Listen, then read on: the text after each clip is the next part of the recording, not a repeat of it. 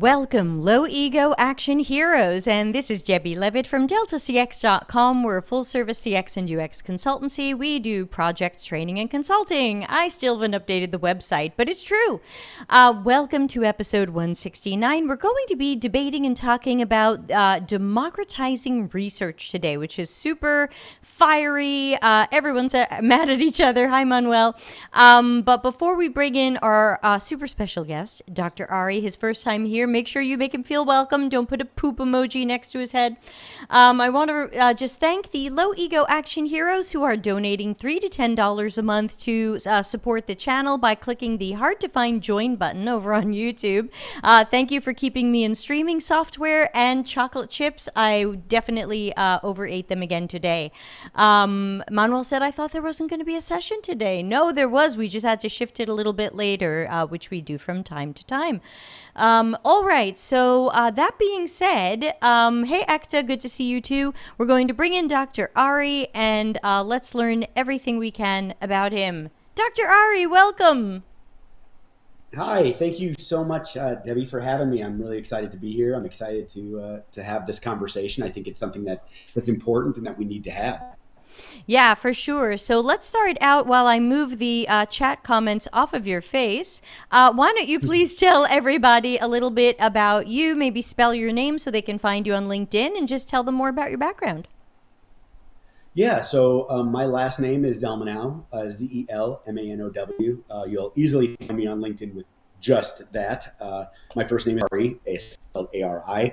I am a retired police detective turned market and UX researcher. I currently lead the core UX and product research team at Twilio. I've also built and led teams at GTM Hub, which is an OKR enablement platform, at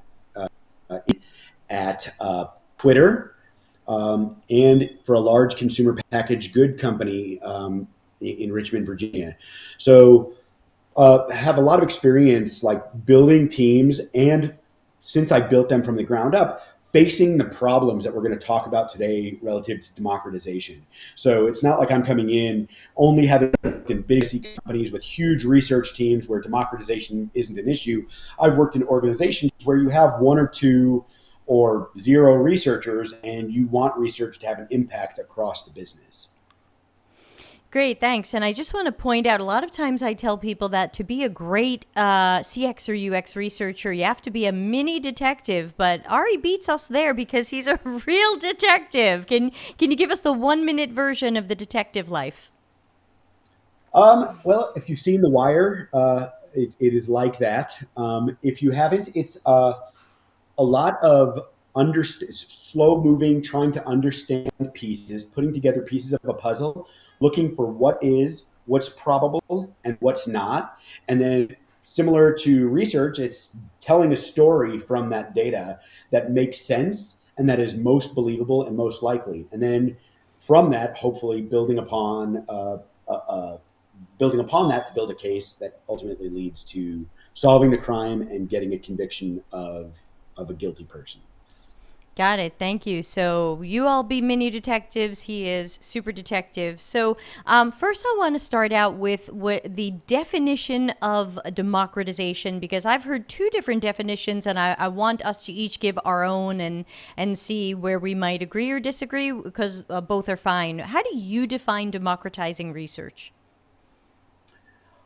Well, I'm going to give two definitions because I think one is where anybody at your company, regardless of main job type, can do any type of research without training or any type of research activity. And the second is where certain tasks, roles, functions, things are taught, trained, and then delegated to others, sort of guardrails or under some sort of governance model. I think it has to be called out that the word democratization itself is dangerous. Like it's like propaganda. I mean, I'm anti-democratization? Immediately that positions me as not good. That's not at all what I'm saying. what I'm saying, what I would say after we get past these definitions is that needs to be some guidelines, guardrails, some clarity on what it means and and how it should function. Yeah, got it. And I wanted to throw in something similar that I've heard two main definitions, and one of them says UX is not letting everybody do their work. We're just not siloed. We're sharing our research insights. We're letting people view the sessions. We're collaborating at certain points of the research. And I just tell people that I don't see that as democratization. I see that just as normal collaboration to have people, other people involved at certain points. That isn't especially a democracy. It just means that we're not siloed. So I don't agree with that definition. I think that when we talk about democratization, and especially when we're kind of fighting about it, it's really a sense of anybody can do, just like anybody can vote, anybody can do UX research. It may or may not, if they have talent, skill, education, experience. Maybe we're training them, maybe we're not. Maybe we're overseeing them, maybe we're not. By the way, some people are saying your connection looks a little glitchy. I don't know if you have an internet issue over there, or if it's me. I apologize. Yeah, I hope not. It looks like I have a strong connection. So if it gets worse, let me know and I try to fix it. I could try to troubleshoot it. Okay, well, thanks. And also, I'm going to send crappy quality images back to you, which should help with the bandwidth a little bit. So, excuse that you're about to get an ugly looking screen. Okay, so since we've agreed on kind of what we're discussing or battling against, that again, it's not the idea of sharing or collaborating or letting people into our insights and suggestions and artifacts. It's really about everybody can be a researcher, or maybe that it's our responsibility to make them a better researcher. Now, I think you said that you have previous experience with this, that you did democratize at a job and that you were for it. Can you tell us that story? Yeah, so it's been an evolution to where I believe what I believe today, which is that not everybody should be doing all types of research, but the definition that we're operating under. And I was a strong proponent for having researchers up level the rest of the organization to conduct research and to enable them to conduct their own research as needed, create efficiencies, and build research plans, build screeners, do surveys. Really, no limit. And in doing so, it was my hope that we would be able to do more. We would be able to help the business, like and it would help with evangelism, which I also have a problem with. But it was, the goal was that we could build this culture of like research and wanting to use data to make better choices and options, decisions, which is what the purpose of research is. But that's not necessarily what happened, or how that played out. What ends up happening is you get wrong or bad data or bad research. You have researchers doing a job that they're not really trained for. Coaching and teaching people how to do research is a different job than doing research. Creating creating systems, tools, processes to enable other people to change their behavior throughout an organization is called organizational development. That is not a researcher's job. In fact, there's a whole field of study on that has its own level of expertise. And then finally, like the problem is that the people who were coming in and doing research weren't vetted for the type of research that they were doing. So you have people who are hired to be a product manager, and maybe they were a new product manager, and you're expecting them to come in and use a template. It's like saying research is just about the discussion guide or screener template that you use. And if you use the template, you get a great outcome. And that's a fallacy. That's false. That's not the way it works necessarily. Yeah, so many great points rolled into one. And again, if anybody in the live chat has questions or comments, I'm watching it. I know we don't have as many people joining us live as usual because this is not our usual time. But if you're watching the video later and you have a question or comment, put it under the video and I will answer it, or I'll bug Ari about it. I think this is really hot. Do you have a sense of why people are so polarized about this topic? Well, one, I think it's a threat to some. I think the polarization, at least recently, I posted something on LinkedIn, and I find that the people who are really pro democratization and pro everybody can do it are not the researchers. They're people who, it's like the Dunning-Kruger effect. They're the people who are doing research but haven't hit the curve where they realize that it is actually a specialized discipline.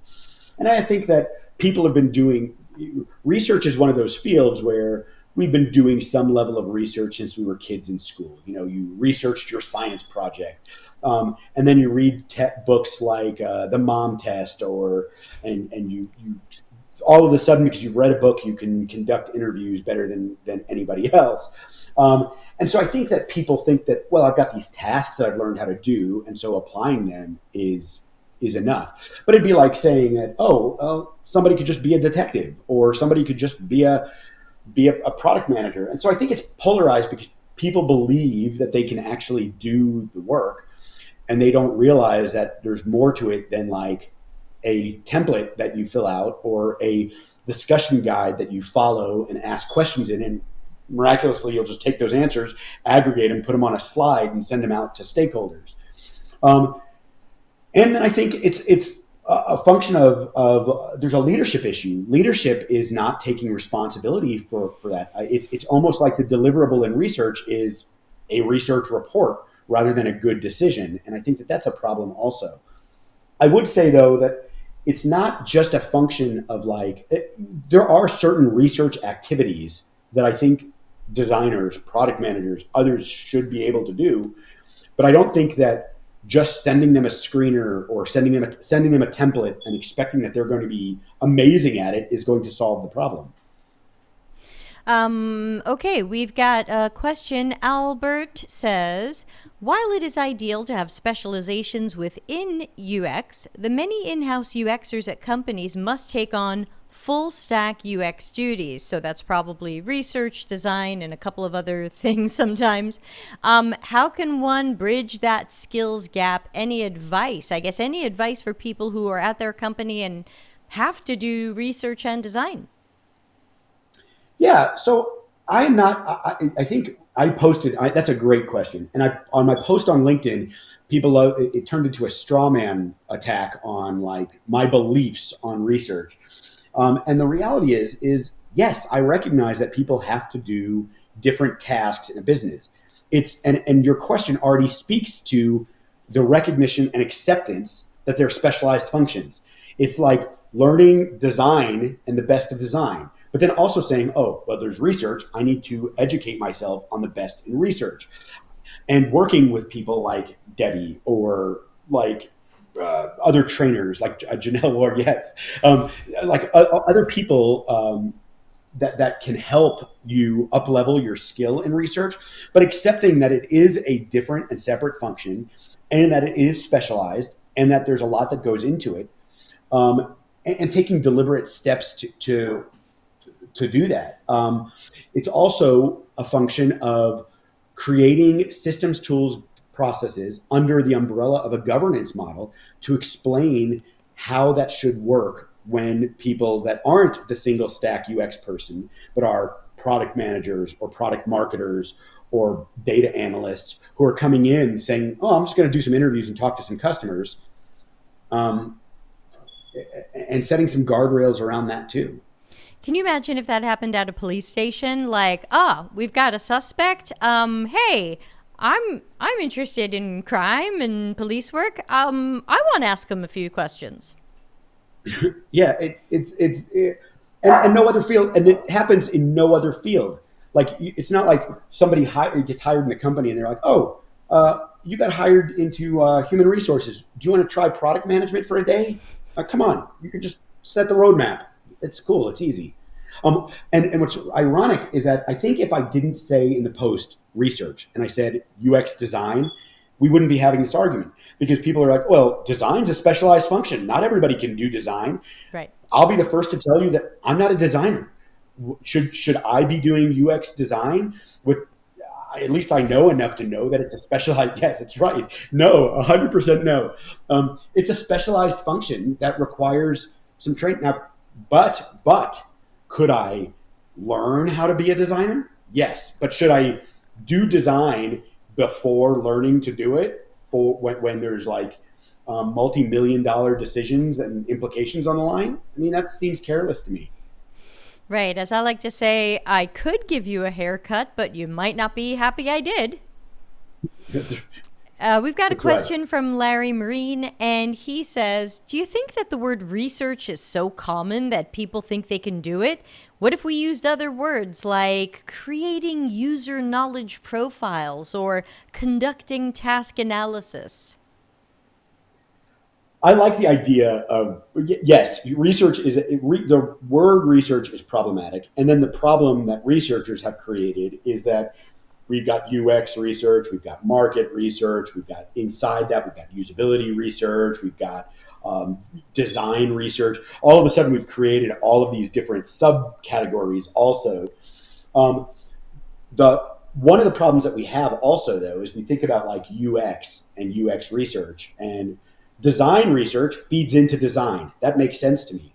The problem is that research as a field shouldn't be limited to just serving design or just serving marketing.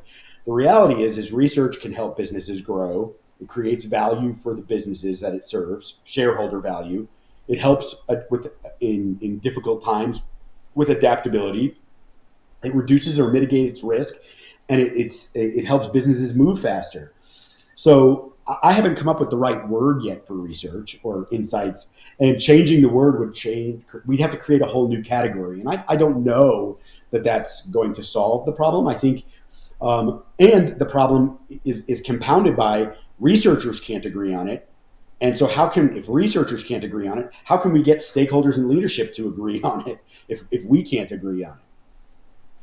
Yeah, and these are some of the conversations we've had in our Slack channel as well. So if anybody, by the way, wants to join our Slack or Discord, it's totally free. Just go to deltacx.com/links, join Slack and or Discord.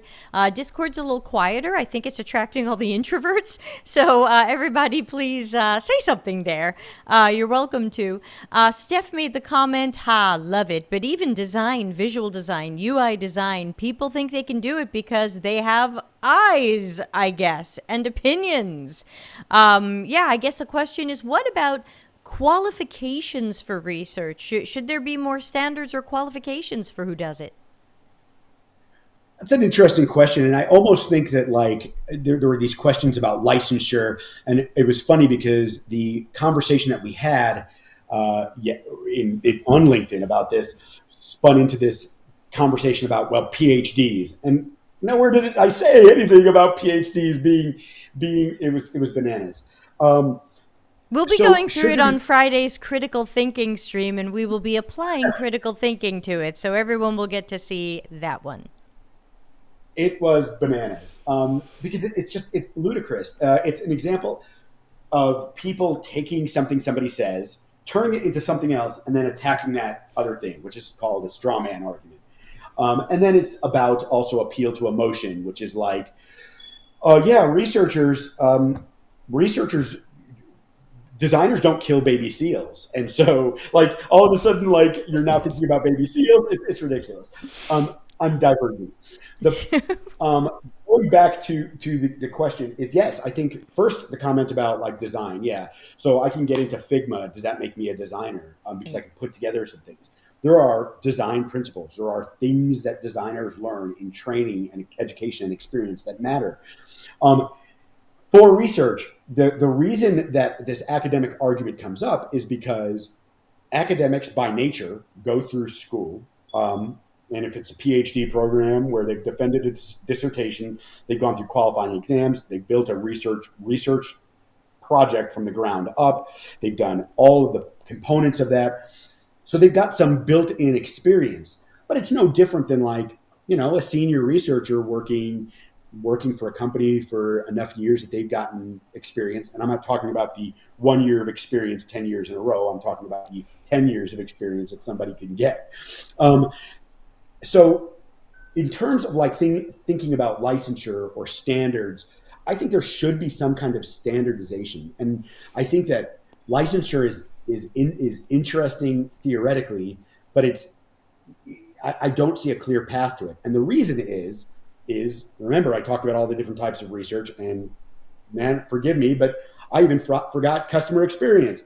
There's CXPA, the UXPA, the Insights Association. You have all these organizations doing different things, and we're not unified. And so without that, like people will either go through programs where they'll get like boot camp certificates. I went through the University of Georgia because for their principles of market research program when I first entered the field. You'll get these things, and then I went and I got certified through the Insights Association. So technically, I do have some sort of certification that says I can do research. But the problem is that I'm telling you guys this, and you guys are likely researchers and may not have even heard of that. Well, if you haven't heard of it, I can sure as hell tell you that stakeholders haven't heard of it, and they don't even care.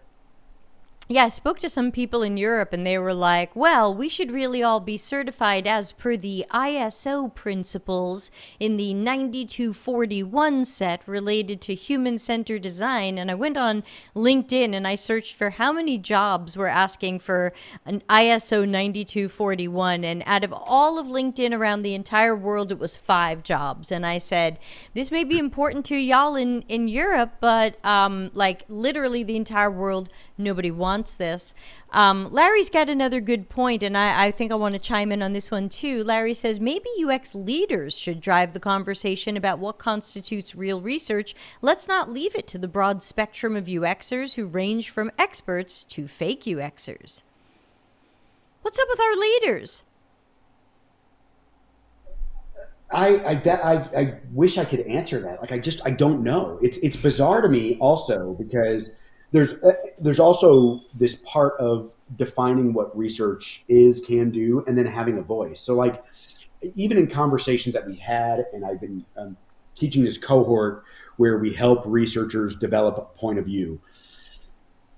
There's a few components to being a researcher. There's like the going out, conducting the actual research itself, collecting the evidence, the data. So the detective in me would be like, well, that's like getting the fingerprint, like looking at the broken glass, gathering the clues. That is something that researchers and academics learn in school or learn on the job. There's the second part of that, which is like making sense of that. And regardless of if you're an academic or a non-academic, when you enter research, experience helps you become better at putting together insights because you start speaking the language of business. But then there's this third part, which is the last mile, and it's where I think where the leaders are falling short and where the executive leadership in these companies doesn't get it. And that's us delivering a point of view. It's research saying, okay, we've done the research, we've gathered insights. This is what the business should do with it. And what we end up doing is we end up burying that. So we bury the lead, or we don't feel comfortable delivering it because stakeholders don't want it, which is really sad. If you think about this, is diversity, equity, and inclusion just lip service that companies deliver, or do they believe in it? Because if they truly believe in it, then they would want you, the researcher, to deliver your point of view. They would want everybody to deliver a point of view. Doesn't mean they have to agree with your point of view, but they should sure want you to deliver it, because delivering it helps build their knowledge. Like all of you here have experiences that I don't have or that Debbie doesn't have. We have experiences that you might not have. And together, those experiences can help us make better decisions, theoretically. I don't think leaders push on that enough. I think leaders accept the fact that we're either delivering data or we're presenting insights, but we're not delivering counsel. And they're not delivering counsel and not forcing that issue because the business says, look, I'm going to make up my own mind on this. I don't need you to tell me what to do. And a point of view isn't you telling the business what they have to do. It's delivering your point of view. And if you're a researcher, a professional researcher, You've looked at the evidence and you've generated insights that only a senior researcher would be able to put together in the way that you did. So why hold that back? And so I think that research leaders need to push to be seen as advisors, as senior, like as that McKinsey consultant, that internal McKinsey consultant. The example I would give you this is you have Bob the bagel guy comes in every day to your place of work. Bob the bagel guy delivers bagels. You give him an order, he gives you a sesame bagel. The McKinsey consultant doesn't go to the CEO and go, can I take your order? McKinsey consultant, she comes in and she says, hey, we've looked at this. This is what you should do. And they deliver that. It's counsel. It's a point of view. Do you want fries with that? Yeah, I was just writing down that without that role, we end up very often as order takers, or we can look like some sort of commodity where it's like, researchers, they just run a survey and tell us what people said. Anybody can do that. They're going to talk to a few customers and tell us what they want. Anybody can do that. And I do agree with you very strongly that we have to act as those internal consultants and give people, whether or not they want it, our advice, our suggestions. It's putting the action in that report or presentation or whatever. You can't just say, well, we heard that some people like a thing and sometimes they do this. And seen. That's not enough. We have to make sure we're telling them, and here's what you should do about that, especially based on other data that we have. But bringing this back to democratization, I am finding that when I speak with leaders about this topic, people who are, say, in manager and hire positions, where they try to hire or fire, bring people in, grow the team, and I keep hearing either, I'm being forced to democratize. I didn't want this. I'm being told it's what we're doing, yet only with UX. Or I hear, I tried to get the budget to grow the team because our team is too small. We're the bottleneck. And I was told, you can't have the budget. We're going to have other people do your work, and I guess I can't change that, so I guess we're democratizing. I tend to feel like where's the fight in everybody? I know some people are trying very hard and they've just given up, but where's the fight?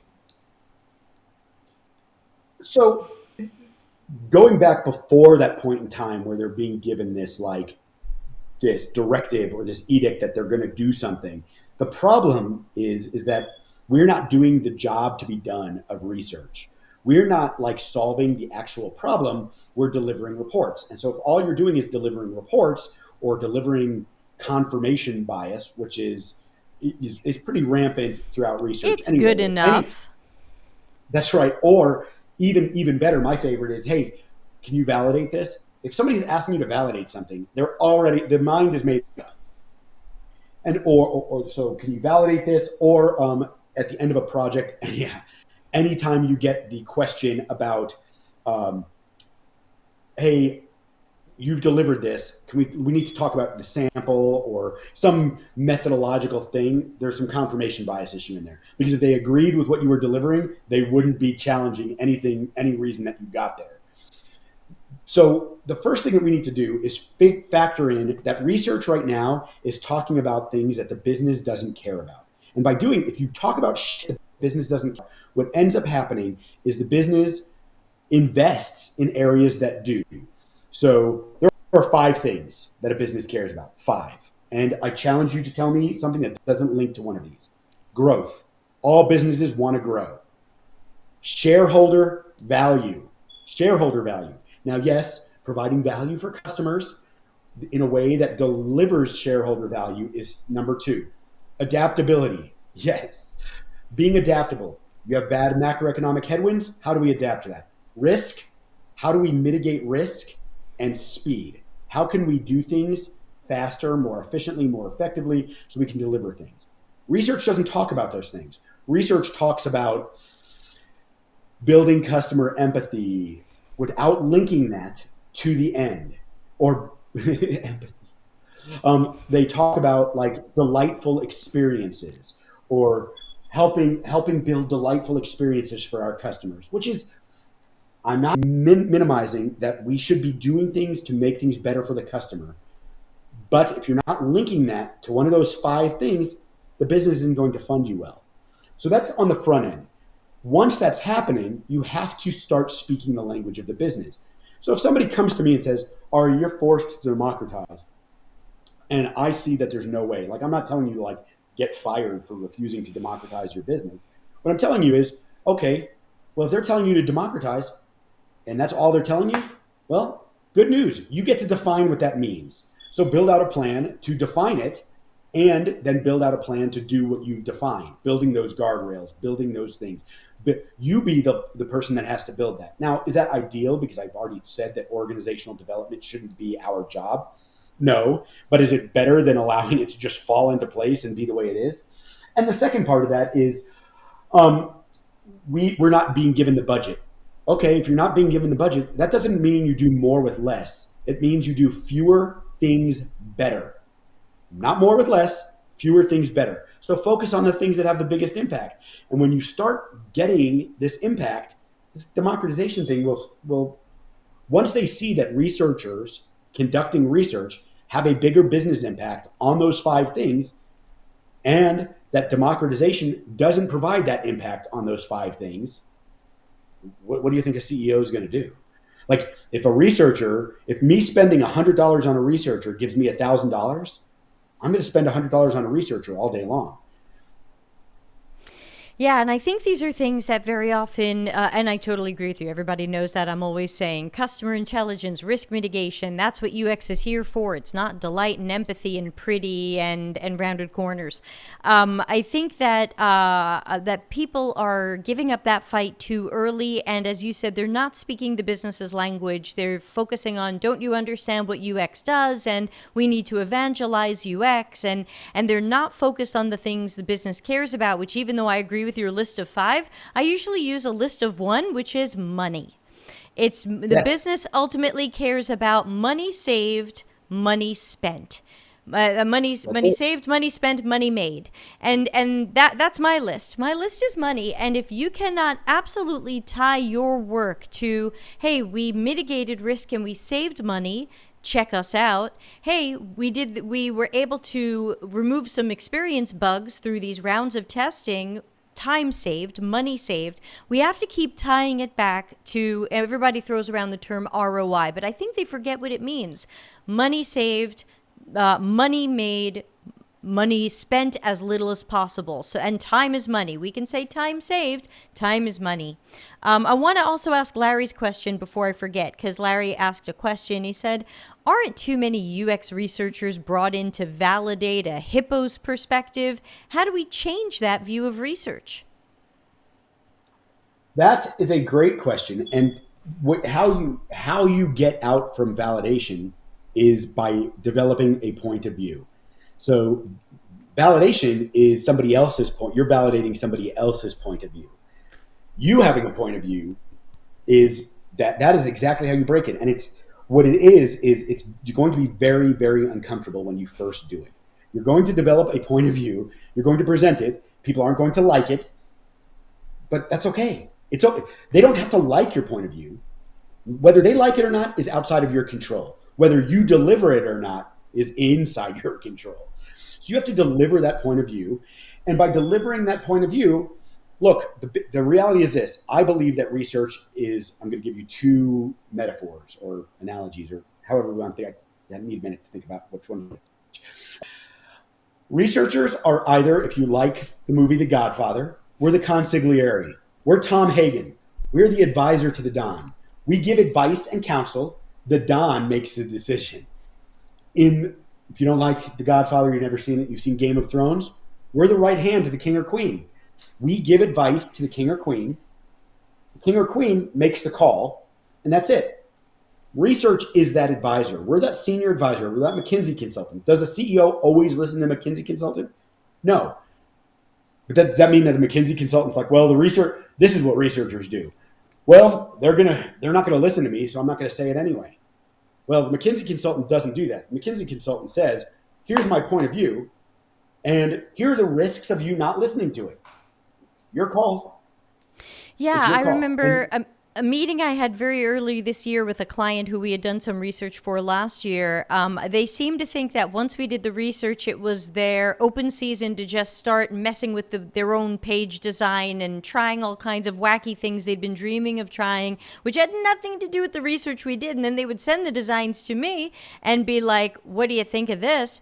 And I got on a call with them, or I wrote them back, I don't remember what it was now, and I just said, well, it looks like you're completely ignoring the research that we did. The research we did showed that your customers don't like what you've just done here. It's not a match to what they need. They're expecting this, this, and this, and you took it off the page. So, what is my story saying here? It's a reminder that I didn't just say, well, I guess you could do that. Give it a try. Or, I have to be that advisor. That's literally what the Italian word consigliere means, which is advisor, so one who advises. And so that's what you have to be. And sometimes I'll say to people, look, I know this is not necessarily the answer you were hoping to hear. We can always give people a soft landing, but I know this is not the answer you'd prefer to hear, but I think that the design that you have doesn't match what we just learned about your customers' needs. So I guess you can try this if you want, but I'm telling you, it might serve business goals, but it's not going to serve customers' needs. And if you are measuring customer satisfaction, retention, loyalty, word of mouth, voice of the customer, I would expect that to do poorly with this design, even if you make a few more sales. I agree with that 100%. And I think it's important. This is why it's so important to have that point of view, though. And the more you exercise that muscle, the more the business is going to listen and pay attention. Because right now we're positioned like Oliver Twist, where we're like, please, sir, can I have some more? Rather than like, we're allowed to have a little bit of swagger. We're allowed to come in and have a point of view. And I'm not suggesting that anybody goes into a conference room, acts like an asshole, like tells everybody they're wrong. The point, our job as researchers is to influence decisions. We're supposed to use evidence to make better decisions. Your point of view is your position supported by evidence to facilitate that decision. If you don't deliver the point of view, what you're delivering is data or maybe an insight. And the problem with that is that's not our job. Our job isn't to deliver a deck. It's to deliver a good decision. Thanks. I want to read some of the things popping up in the chat. Steph says, I kind of imagine my stakeholder as a Cersei burning down a whole building now. Thais says, this is such an important statement. We can only recommend whether they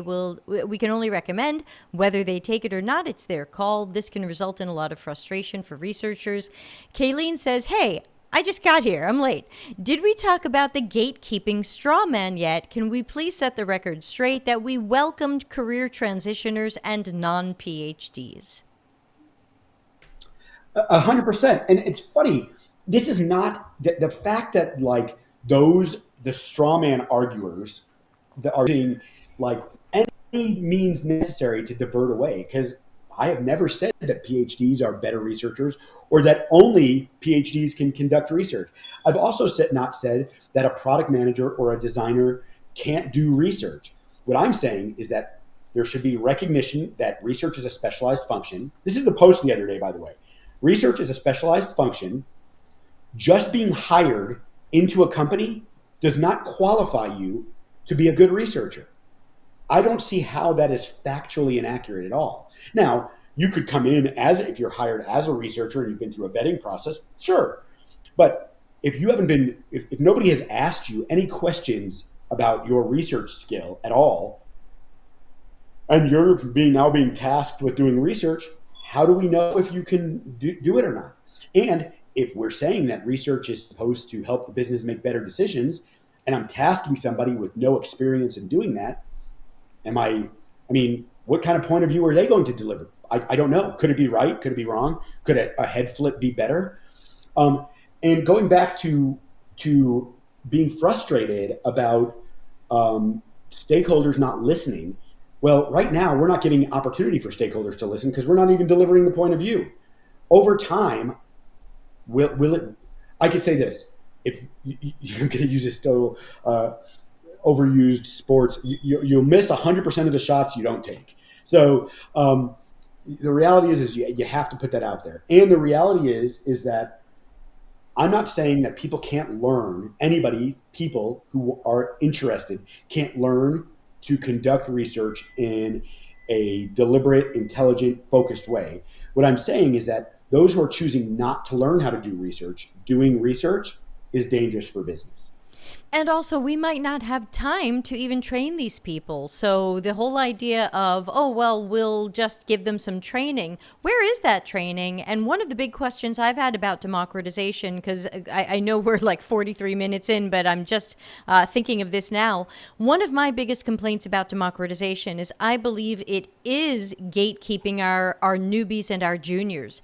That where we might have opened up more internships, more apprenticeships, more junior jobs, instead the company's saying, we don't need to bring in those newbies. We would have to train them. No. Go give that work to the product manager, who, by the way, also needs some training.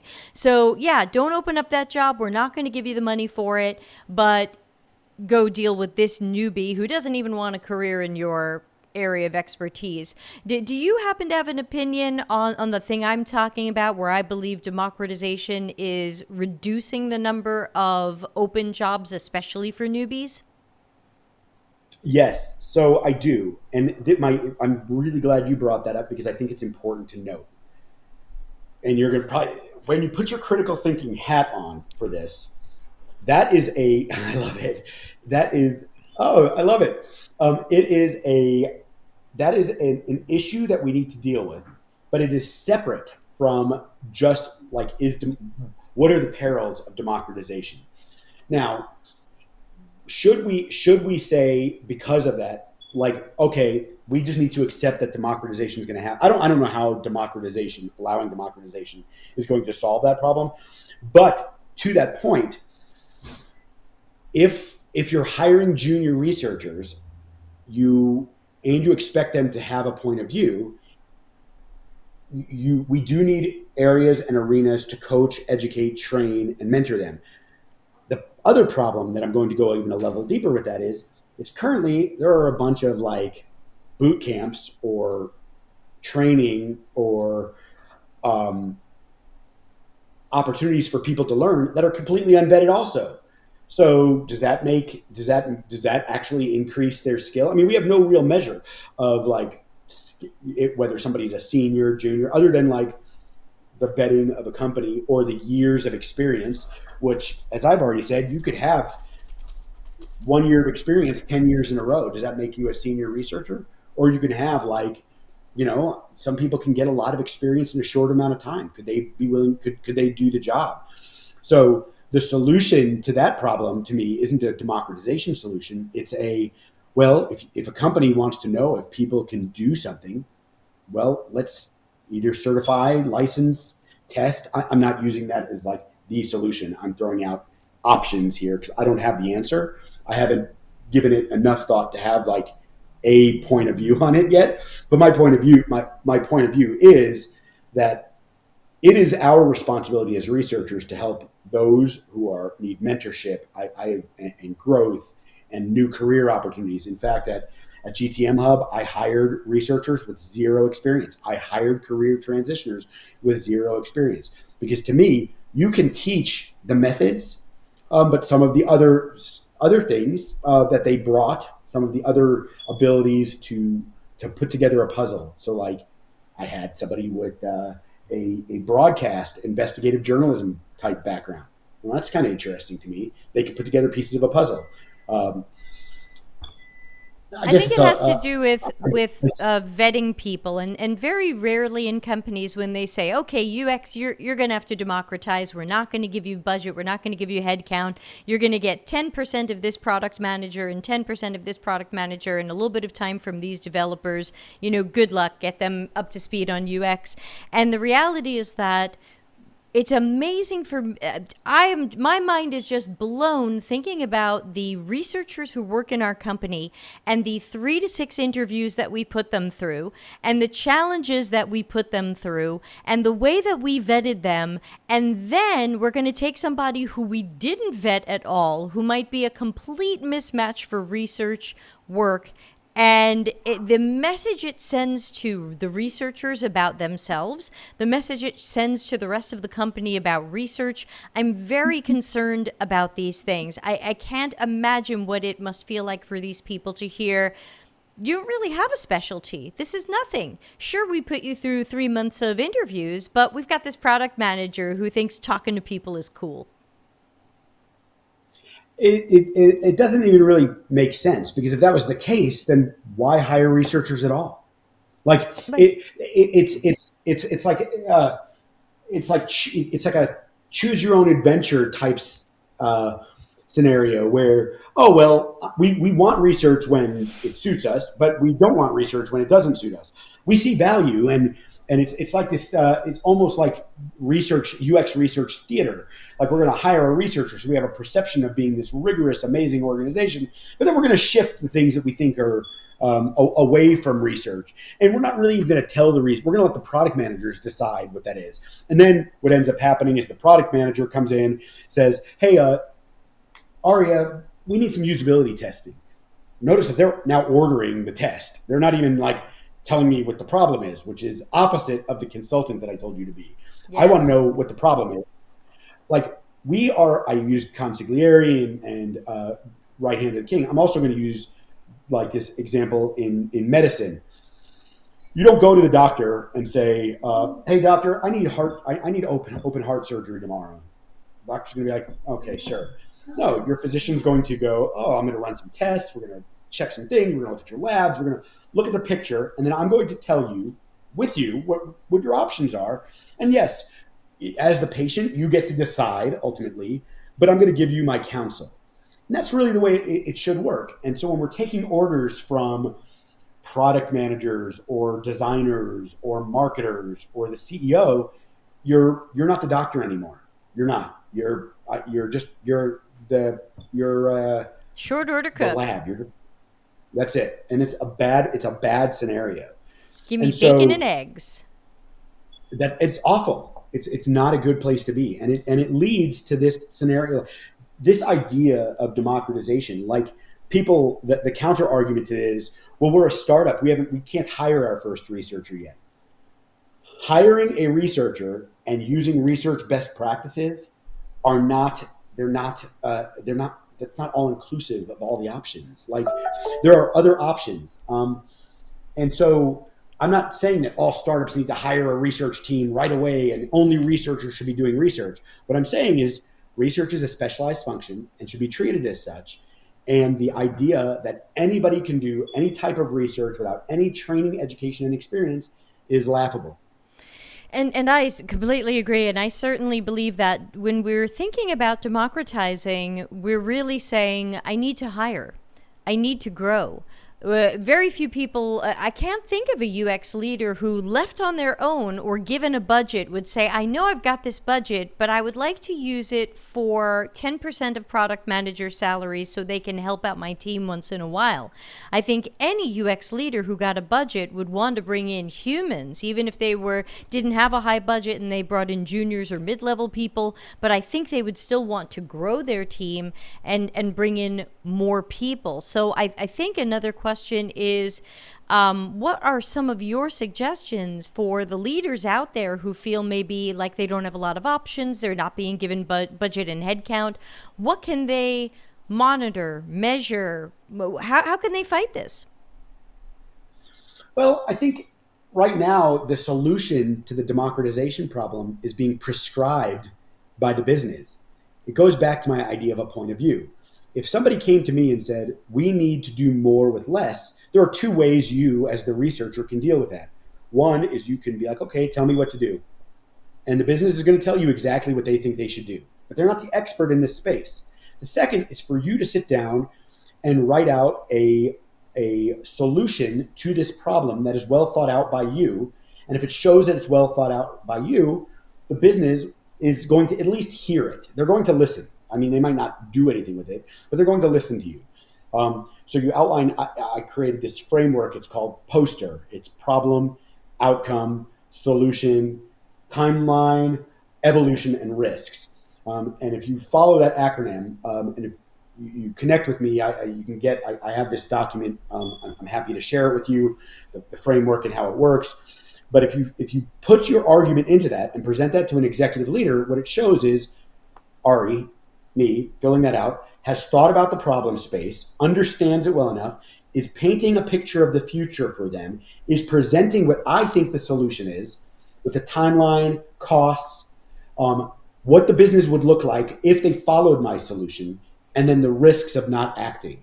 By doing that, it is now I'm now telling the business what I think we should do as the doctor, and not as and that encourages that. So going back and tying that back to what researchers can do is the business is going to come to you and be like, hey, we need you to do something. We need more people. And you're like, well, I need to hire more people. Well, and they might say, well, you can't hire more people. Well, their answer could be like, well, just teach product managers and designers. My answer would be like, okay, well, what we can do, since we can't hire more people, is we could hire contractors, we can work with consultants, external consultants, or Freelancers. we can or use a freelancer. There's your three options. Nowhere in there did I say I'm going to democratize things, but I've given them three solutions that I think are best. It forces the conversation as to why you don't think that democratization is good. Again, it's you being able to put your point of view out there. Now, And I want to jump it on is that if I important. can. Also, I think Yeah, that do the math. If you're saying, well, we're going to take 5 product managers and you're going to get them 10% of the time, do the math on how much of that their salaries are now going to UX work and say, cool, how about those people continue doing their mission critical work? How about we not take them away from their mission critical work? And if you are willing to invest 100,000, 200,000 of all of these people's annual salaries towards having them help out UX, how about you just give me that $100,000, $200,000 and I'm going to go hire 1, 2, 3, 4 people with it. and it's exactly that though. So like what you did there, and what you modeled is you have a point of view, but you backed it up. You showed that you thought about the problem. Where a lot of researchers have fallen short with this is they know what the solution is. They've got it in their mind. They've thought through the problem, but then they go to their vice president or the chief operating officer or the senior leader, and they say, "This is what we should do." And they're like, the CEO or COO or vice president has no context for any of this. That you've thought through this at all. All they hear is going back to what you said. Oh, you want to spend money. I don't see any ROI from that because you didn't paint the picture of ROI. You've got to tell the story. You've got to tell the story. And if you don't tell the story, what you're forcing them to do is they're going to tell the story for you. And if you don't, you might not like their version of the story. Our job as researchers is really falls into three things. Or not this. Your job is to turn data into stories, stories into strategy, and strategy into outcomes through good decisions. It's the same thing when you're trying to inform a CEO or a senior leader to do something. You have to take the data, turn it into a story into strategy, and a strategy into outcomes. Oh gosh, we've had so many questions in the chat room, and I know we've got to go in 4 minutes because you've got a life and a job and a whole thing. I can't even ask all these questions. I think we're going to have to do a part 2 with you if you don't mind. Love it. But before I'm we in. wrap up, so sorry to people who are asking questions. I know they're coming up on the screen. Exa wanted to know, how do you collaborate better with researchers when you have to do both? And Larry wants to know, how do we teach people to be consiglieri? And oh my gosh, so Kayleen says, why is UX research even a role if we think it's just a skill anybody can do? And so I think we're going to need to schedule that part 2. There's a lot more to talk about, and hopefully we can do it at regular time and get a larger audience. But Yes. I do want to talk a little bit before we leave about some of the I mean, I know this sounds a little cheesy, but your courses, your mailing list, some of the things that you offer, because we can tell from listening to you that you've got models, you've got ideas, you've got ways that you are helping people organize their work and their thoughts to be more compelling and to be more of that consultant. I don't make any money from recommending you. This is all the Ari show. Ari, how do we find this stuff that you are offering? So a few ways. One is arizelmanow.com is my website. You can sign up for. I have a cool email mailing list that you can sign up for. You can also access that through LinkedIn. Everything that I do is accessible through LinkedIn. I have a newsletter that I send out weekly. I also have a cohort based course. So somebody asked about how do you become the consigliere, or I offer a course. It's cohort based. We're in the middle of a cohort right now where I help people. I teach people how to develop, present, and defend their point of view, and how to build that and how to build research around that. And so that's another way. And then I offer a host of Gumroad resources that help with this. Everything from writing killer research objectives to developing that point of view. I call it Insight to Impact. And then even that poster. Remember I told you about like being able to present things up to executive leadership. That poster document I have on Gumroad also. It is absolutely free for those that want it for free. I have a suggested price. It's not free to create these things, but I want to give people, I don't want to make the things that I have inaccessible or unaffordable to people. And so I would tell you to reach out, and I can connect you to any of those resources. Thank you. Yeah, thank you so much. And I think you and I have a personal call scheduled tomorrow, so let's make sure we talk about scheduling a part two for this, maybe even a 12-inch dance remix where we can go a little bit longer than an hour, because I think there's a lot more to talk about. I think we could just create a show called Empowering Researchers and really go a little bit deeper into some of the things that we need to do better to have that point of view, use that voice, and that way we don't look so damn easy to democratize and lay off? 100%. And I will say this: I am committed to this fight. Like this is my fight. So I want to help research elevate and be the best that it can be. I want to empower researchers to have their voice heard. And I know that I'm going to have to attack it from two angles. It's not only us, the researchers doing grassroots, it's also us, the senior leaders in research, really hitting hard on the senior leaders of these companies to educate what research should and could be. And so, yes, I want to come back and talk about these things. And yes, if you have questions about specific scenarios, if you hit me up on LinkedIn, I respond to all of those things. Or comments, questions, and I'm open for debate. And look, I'm not right 100% of the time. I can be wrong, but I also want to continue this conversation. I think it's going to take all of us banding together to elevate our profession. Yeah, thanks. And apologies to the chat room. We usually answer every question that comes in, but today I think I just really wanted to listen. And so we'll definitely schedule another time where it's a little bit more of a conversation where we're going to answer your questions. Thanks for your patience. I'm going to have to play us out of here. Ari's got more stuff to do. It's the middle of his workday. I'm rolling into bed. But Ari, thank you so much for being here. Your perspectives and stuff are just fantastic. And Hey, Debbie, yeah. Good news. If there are some questions and you have some time, I do. I am available for the next 30 minutes. No way! I'm going to steal that 30 minutes for sure and roll back and redo some of these questions if you don't mind. Did someone just Let's do cancel it. a meeting with you or something? They did. They did.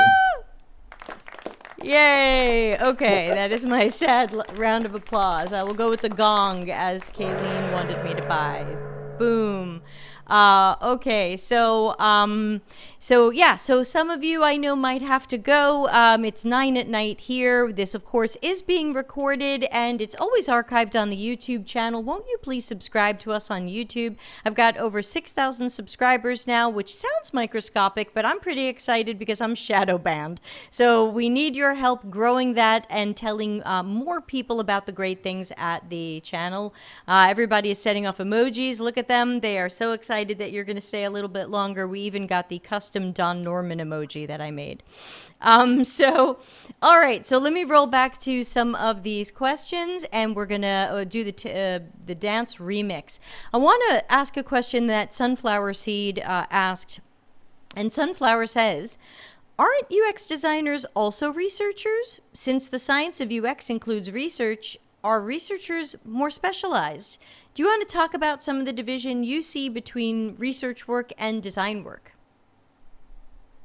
Yeah, so I think that yes, that's an interesting question because yes, they're related and there is overlap. And I would also say that I fully recognize, accept, and embrace the fact that you cannot be a UX designer without being able to do some sort of UX research. It's part of the design process.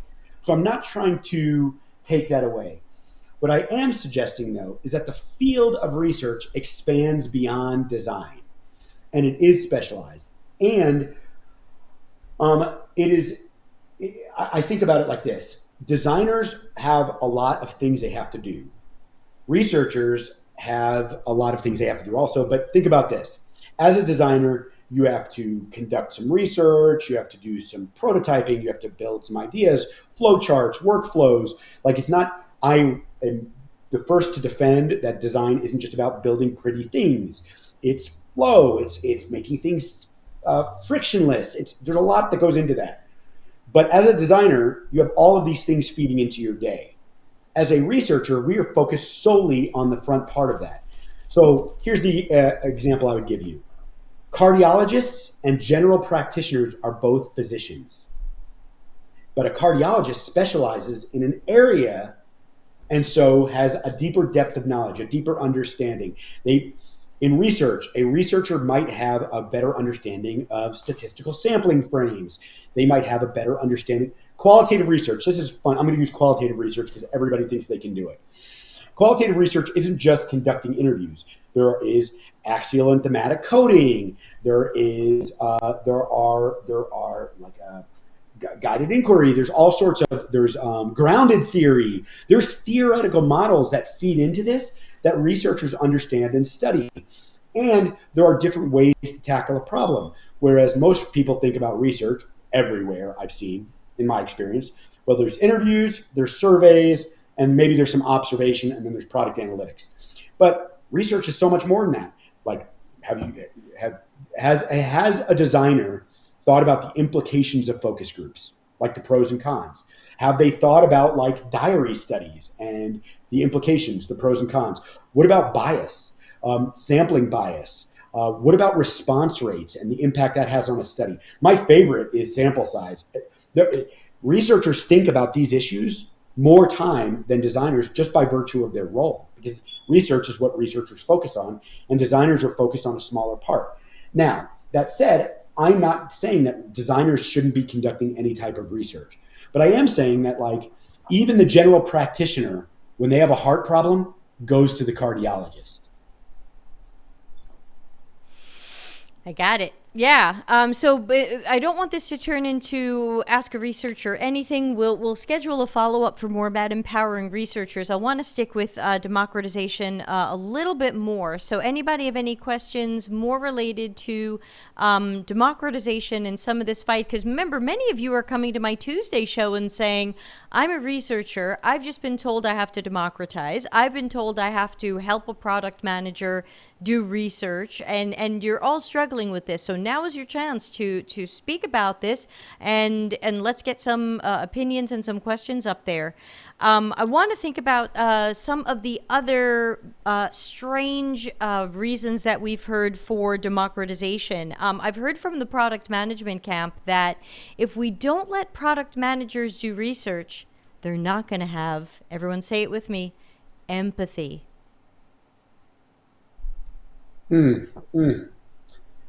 So I'm gonna give a funny loaded example. I don't need to be shot to know that I don't want a gunshot wound. And I hope you so it's the haven't been same thing. shot. Like, I don't no, I know that's a little tongue in cheek. But what I would say is this.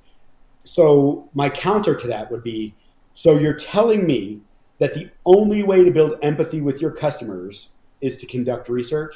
So does that mean the CEO can't have empathy? Because the CEO is not asking to do research.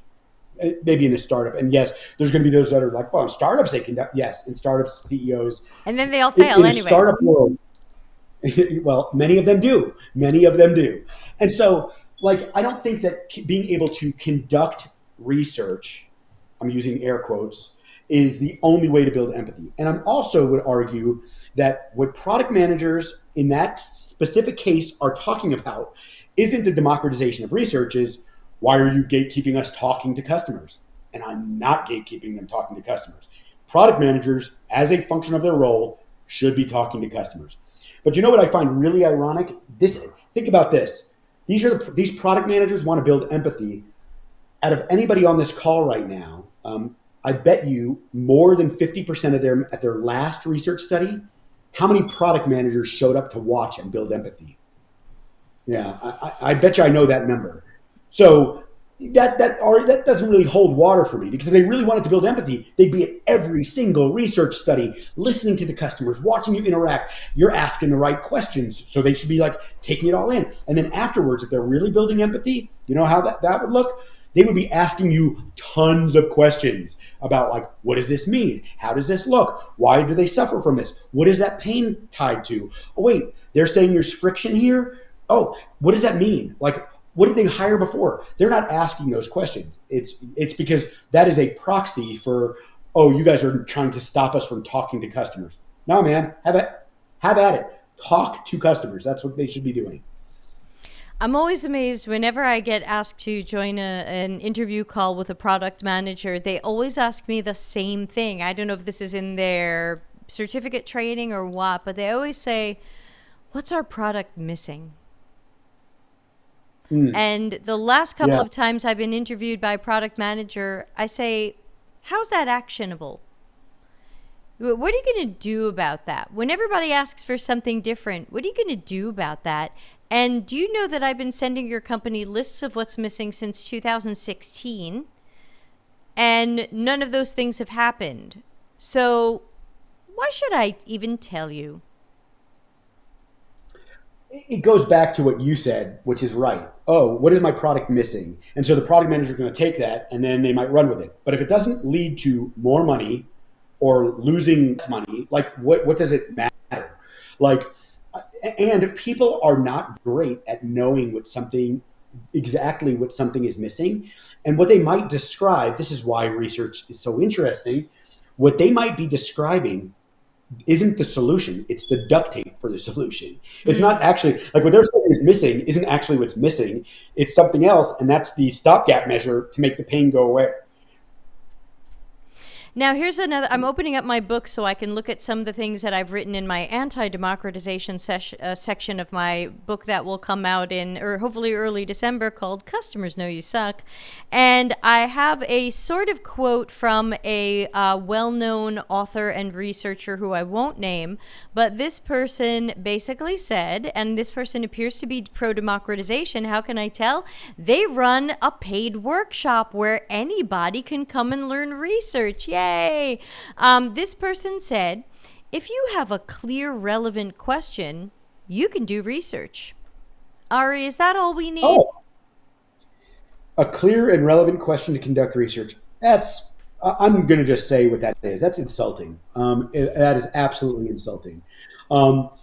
It's funny because I have kids, and so we watch Ratatouille, and in Ratatouille, Chef Remy is on top with Chef Gusteau, and it's like, in Chef Gusteau's book, it's like, anybody can cook, and Chef Remy's like, the rat is like, well, just because anybody can cook doesn't mean anybody should. And so it's like this. We all are chefs at some level. We go into the kitchen, we bake something, we make something, but we're not like the world-class 5-star chef that is an expert in cooking necessarily. Maybe some of you are, I don't know. But I could say I'm not. And so even though I can do something, I can't go open a 5-star restaurant and expect people are going to come there. It's the same kind of thing. And yes, while I would say that a precursor to conducting good research is good research questions, that is not sufficient. So it is necessary, but not sufficient. And in logic, you need necessary and sufficient.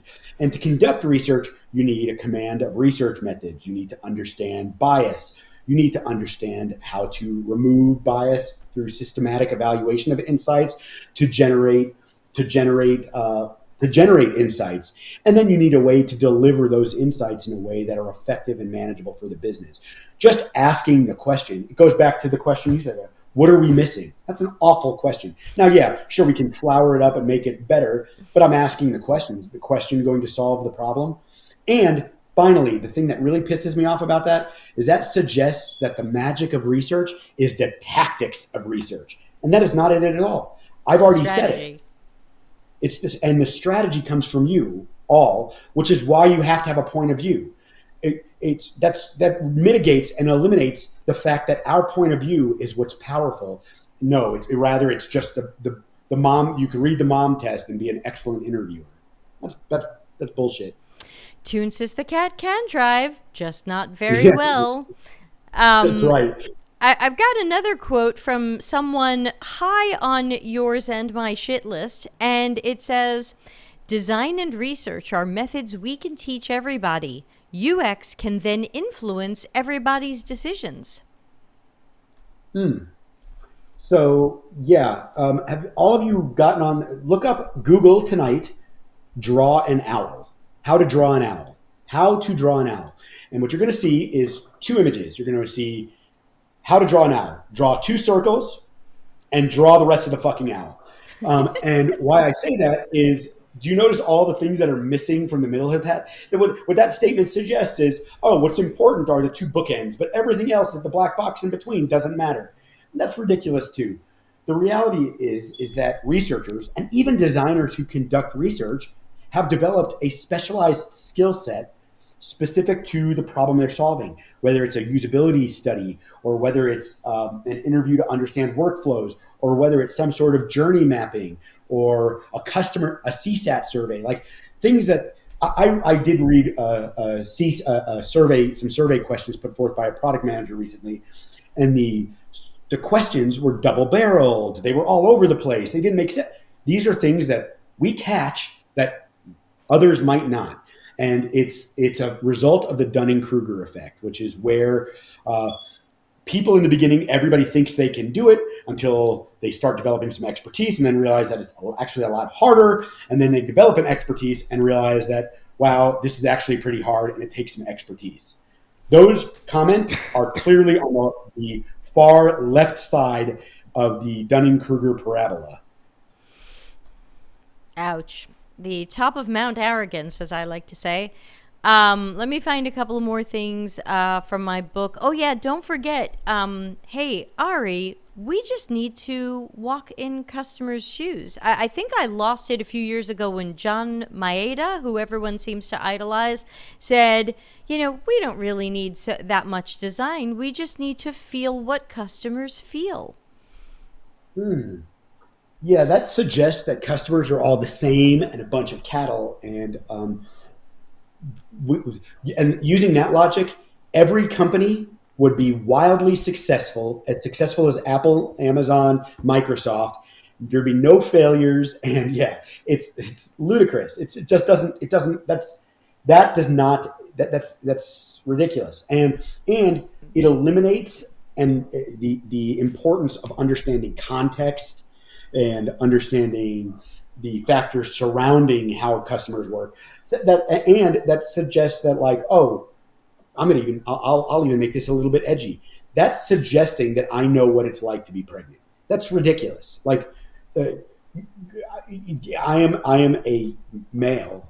I will never understand what it's like to be pregnant. It's just, I won't. I can sympathize with my wife. That's right. But I can't empathize. I can't understand all of the things that she's feeling. And to suggest that I just have to put myself in her shoes to build the best pregnancy-related product. I mean, I don't even think that. I think that's ludicrous too. Yeah, I love whenever it's just feel what the customers feel. I always want to say, "Oh, hold on, let me get my crystals. Let me get my crystals and chakra. Yeah, the chakra and crystals." Right. I want to give you another quote from an unlikable person, or at least a person. I don't know if this person's likable or not. I only know I seem to hate all of their ideas. This one, and of course, this is an exact quote, and it didn't come with any other details or qualifications. Customers are hurt when we don't democratize. and customers are hurt when we fight over democratization. So the counterpoint to that is customers are hurt when we do democratize, because what ends up happening is that the quality of the research diminishes, and we can't empathize with their actual with what's actually going on. Maybe the research is dead wrong. I don't think that customers are hurt when we don't democratize. In fact, I would argue the counter to that. I would argue that democratization is a risk. Now, sometimes for the researchers here, sometimes we have to accept some risk. We have to say, okay, we're going to have to do some things under the flag of democratization because but we accept the risk of doing that. Broad stroke, like we're going to hurt customers without that, that's accepting risk without thinking about the risk or the risk profile of that.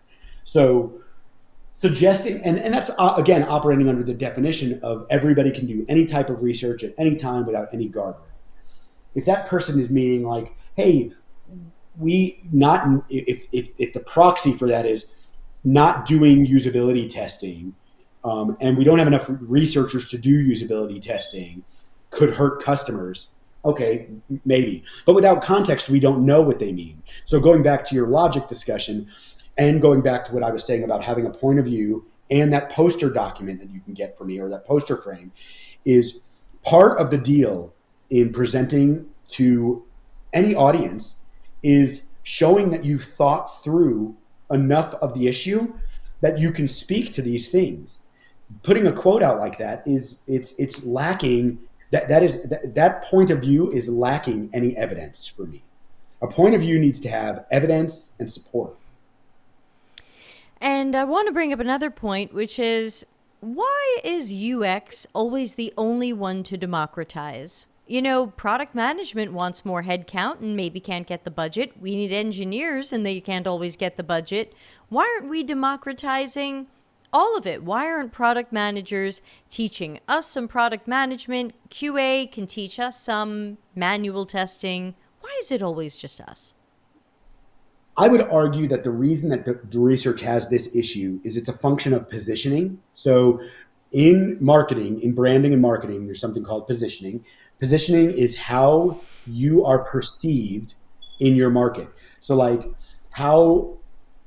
think about a Rolls Royce. Rolls Royce is positioned as a luxury. It's high end. When you think of Rolls Royce, you think of a vehicle that the rich people drive. That is positioned. Research is positioned funky. Research is not positioned as the senior consultants and advisors. We're positioned as this service provider. I would also add, Debbie, because I think it matters, name another function that has to evangelize its function when it joins a company. Like, who has to go in and does product management have to go in and evangelize and go on a listening and speaking tour to show how important they are? The problem is that people don't understand the value and benefit that research brings. So we're hired probably on for a few reasons. One is they think that they should. Two, they realize that making better and more intelligent decisions is better. But that's where it stops. They don't know how to work with us. And so what ends up happening is we come in and we don't educate right, and we start taking orders. And once we start taking orders and we've conditioned our audience to give us orders, we're now positioned as order takers. And once that happens, it becomes very hard. Product management doesn't do that. When product management joins an organization, product management is like, okay, cool. We're going to set up whether you like roadmaps or not, we're going to set up a roadmap. We're going to start shipping features. We're going to ship things. We're going to build things that are based on customer. We're going to work with UX to do this. They come in and they own their space. And we don't really own the space. We allow others to own our space for us rather than work toward positioning ourselves as the consigliere, the right hand of the king or queen, or the expert that we are. Yeah, that's an excellent point and one I've made before, especially with leaders. I've had some leaders tell me, like, they say, oh, I'm a new manager at blah, blah place, but I don't want to do anything just yet. I really want to take some time and make sure I can really earn people's trust and, make sure I go, I don't get it. You got the job. You got the job. They trust you. Why did you show up and act like maybe they don't trust me and I have to earn their trust? You got the job. Why didn't you just show up and own it? Why didn't you just show up and do the things? And the woman looked out into space and she said, "Oh, what have I done?" Yeah, and so like one of the things that when I every time I built a new function, I have done right away is I start gathering the facts of the business so I can build a strategy around that. And then I build the strategy. But I don't wait for somebody to tell me, I don't ask for permission to build a strategy. I use the poster format I told you about, to build the strategy and the reasons for the strategy, and then I deliver that to leadership quickly. And I deliver it even if you're delivering it early for thoughts and feedback, it's showing that you're now thinking of this as an executive, as a senior leader, rather than thinking of it as an individual contributor. Now, I'm not saying that individual contributors can't do this. What I'm saying is that if you position yourself as somebody who is just going to do the tactics of research, that is how you're going to be treated. If you position yourself as somebody who can do the tactics of research, but is going to be an advisor first, it's an advisor first mindset. You have to think of yourself as a consultant and an advisor to the business who happens to use the vehicle of research to help provide that counsel and advice, rather than the other way, rather than a tactician who does research and then just delivers things to the business when they ask for it. Yeah, more short order cook. Kayleen says, "This show got me fired up. I could go run a mile right now." Well, only if it's Let's do safe. it. I hope your leg is feeling better, Kayleen. I don't want you to re-injure it. So start with healthy legs. Yeah, everybody is just quiet. They didn't all leave, but I think they're just listening and listening. Yeah, interesting. So I still want to book a part 2, but I know we got to give you a few minutes to prepare for your next work adventure, and I hope we'll absolutely have you back again. Everybody, find Ari on the LinkedIn, join his mailing list, check out his courses, and he's somebody I hope will be a regular on the show, especially when we talk about research. Ari, last words. No, my last words are I really appreciate being here, and I really appreciate all of you being here also. The fact that you're here is like that's the first step in like us working together to solve some of these problems.